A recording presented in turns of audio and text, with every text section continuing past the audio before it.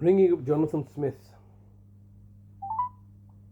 Hello, you've reached the voicemail of Jonathan Smith at DWF Law. I'm sorry I'm unable to take your call at the moment. If you'd like to leave your name and number, I will of course get back in touch with you as soon as I am able. Thank you. Please leave your message after the tone. To re-record your message, key hash at any time. Yes, hello, Mr. Smith. It's Mr. Hussein here, once again leaving yourself another daily message, like a broken record. Today's message number 135. I've left you 134 previous messages from the 18th of October 2023, and today is the 1st of March 2024, and the time is around about getting to be nearly 11 o'clock. And today it's been 106 days that my brother's been unlawfully kidnapped from my care and custody and is being held hostage by the local authority, also that you and your client could achieve the objectives and narratives that the local authority were looking to achieve.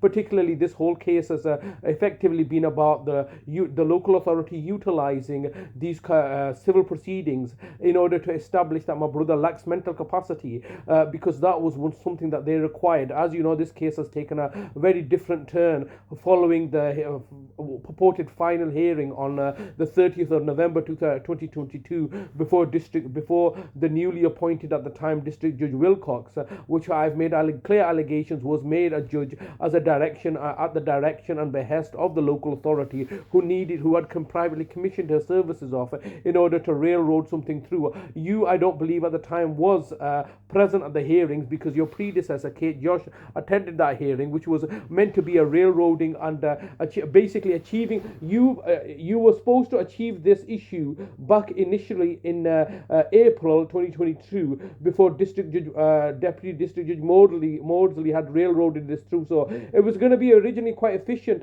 You were going to make these arguments in April, and you were going to achieve everything that you wanted. That all failed because I had, advised the court that there's no lawful means to end the tenancy not been terminated. You then withdrew the case and terminated the tenancy, offered to rehouse us, and then clandestinely put a further application in. This matter should have been resolved on the 30th of November 2022, because all the pieces were in place. The local authority had the judge in place, and the situation should have ended there. However, on the day they realized that the matter could not proceed because of my brother, and then they stepped the matter down so Bradford Council could give instructions to the District Judge Louise Wilcox to order a capacity assessment by having an injunction in place. That's clearly fraudulent.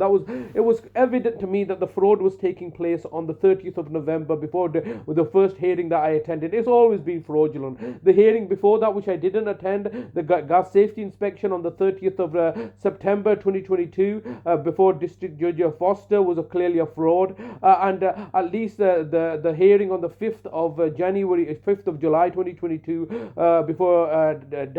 before District Judge Hickingbottom was clearly a fraud, where subsequently the judge recused himself at my behest, saying that look, I'm being subjected to fraud. So 2023 was where you had an injunction order in place to get a capacity assessment, because the local authority were desperate to get this capacity assessment carried out, considering that previously they had failed to achieve achieve this very thing in the court of protection case. There was clearly fraud and deception taking place then as well. So this is the whole of 2023 has been simply a means for the local authority to achieve its desired objectives, and are now putting me under through your directions of a legal cost of £25,000. That is inexcusable. You didn't need to get a barrister. You knew the fact that you were getting a barrister act. You inflated the costs, because you were fully guaranteed that there was no. Time up in 10 seconds. You were fully guaranteed that I was never going to succeed in this case, and that's why you've done this. I'm putting in an appeal application today, which I'll forward to you today, but I urge you to contact me, to speak to me. Like I said, this issue is not going to get resolved by you giving me the silent treatment. Reached maximum length. Message deposited.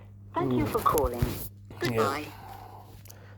The fraud and deception is just continuing in it. It's an ongoing matter. It's continuing daily. They're now trying to the solicitor, the housing association solicitors, the housing association, the courts, the judges are all working under the direction of Bradford Council in order to torture and victimize me, and at the same time have previously murdered my mother and now going to murder my brother in their care and custody because they can't take care of him, and this guy won't speak to me because he's commissioned by them.